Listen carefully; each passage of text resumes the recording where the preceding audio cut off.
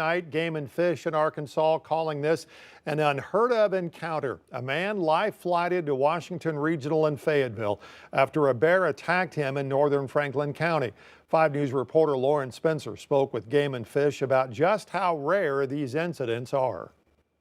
Arkansas Game and Fish say this rare bear attack happened right here on this trail system on Mulberry Mountain. They say a 70-year-old man was working on his tractor on one of these gravel roads when a black bear attacked him. His son just went by to, just kind of check on him, status of his progress or whatever, and the bear was actively attacking the gentleman. Trey Reed with State Game and Fish says in nearly 2 decades with the commission, he's never heard of an attack like this. It is exceedingly rare to have a black bear attack on a human being. When you hear about bear attacks and Western U.S., we're talking brown bears, grizzly bears. Reed says game wardens were called in and killed the bear. The victim was airlifted to Washington Regional in Fayetteville.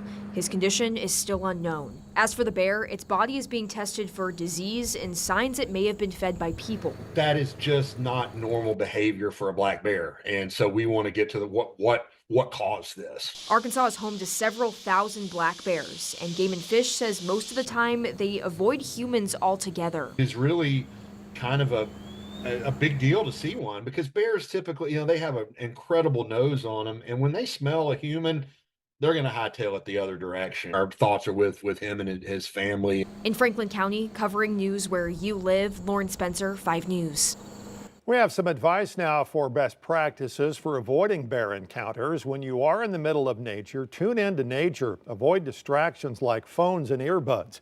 Leave no trace and don't leave behind any food. People bordering near a bear country should never have open trash cans or open bowls filled with pet food or cooking grease. Should also never feed bears and intentionally bait them. You can find more helpful information at bearwise.org or the Arkansas Game and Fish website. Let's talk about the forecast now. Chief Meteorologist Scott Covert joining us to tell us a little warmer these next few days. A little warmer, but still not bad, right? We've got a couple of fronts, the first of which is actually going to be moving into the area while you're asleep tonight. It's still knocking at our back door, but you'll notice here as we take a closer look, there have been some scattered showers, some thunderstorms even developing out ahead of that front. That's as expected. Those are pushing towards the southeast, and there is a chance 1 or 2 of those may make their way into northwest Arkansas tonight through the first part of tomorrow morning. Those clouds are going to stay thick for a few hours, but through the course of the day, that sunshine is going to break through. We're going to warm up.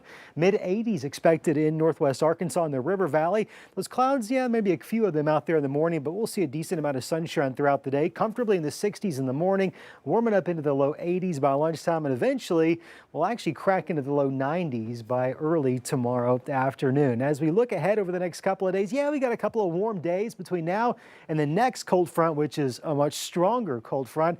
That one too, not only bringing a big drop in temperatures, likely some chances of showers and some thunderstorms. We'll track how those could impact some of our weekend plans right here in just a few moments.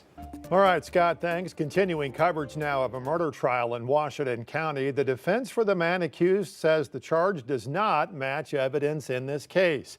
The defense says there is no evidence to show Jason Lawson had prior intent when he stabbed his roommate to death last year.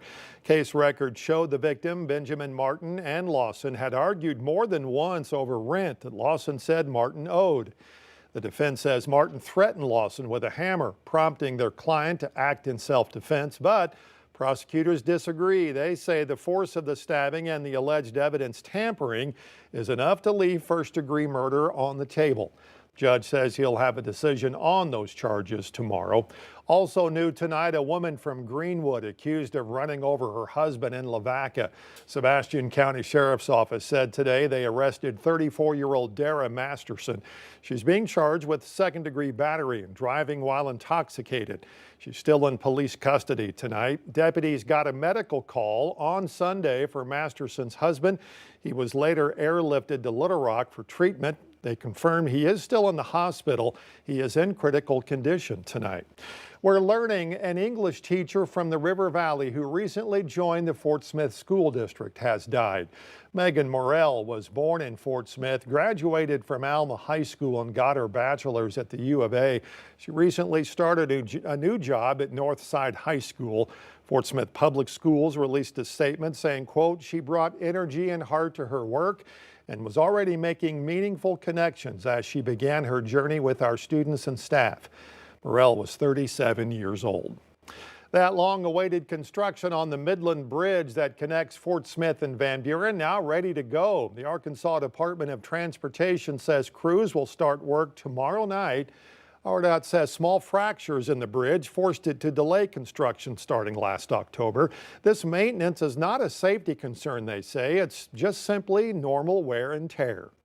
Bottom line is the bridge was worn down. The bridge had given everything it could, and it just needed some basic maintenance. It wasn't a matter of an issue of safety on the bridge. It was just getting in there and giving it the attention it needed and required. Parker says construction should be complete sometime around Thanksgiving.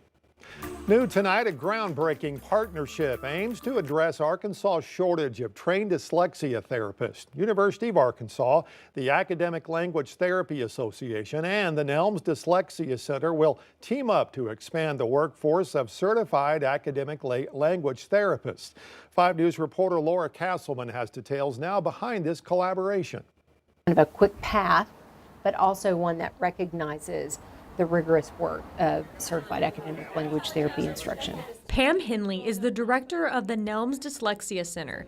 She says the partnership is an exciting move for special education. So the agreement will allow students who go through our certified academic language therapy program to be able to use 12 of those hours as previous or prior learning credit for 12 hours toward a master's degree in special education at the University of Arkansas. Right now, there are 176 certified academic learning therapists in Arkansas, with around 95,000 students in the public school system who have dyslexia. Dyslexia is neurobiological in origin, which means that their brain just learns a different pathway, a different way to read and spell. The state says it needs 1,500 therapists for it to even be possible to have one in every public school. Sat down and aligned what Nelms was doing with some of our classes at the University of Arkansas and found that, we have several areas that overlap. Jacqueline Scolf is the instructor at the University of Arkansas in special education. A problem in our society, and that we need certified academic language therapists to work with our students that are struggling the most in reading. And I've always thought that, it'd be nice to do something for other students. Don and his wife, Millie Nelms, are the founders of the Don and Millie Nelms Foundation.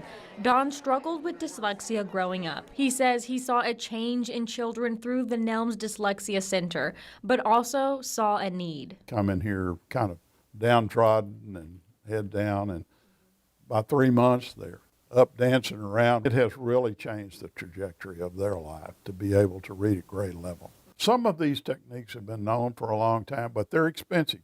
They're hard to do, and it takes a lot of trained people to do it.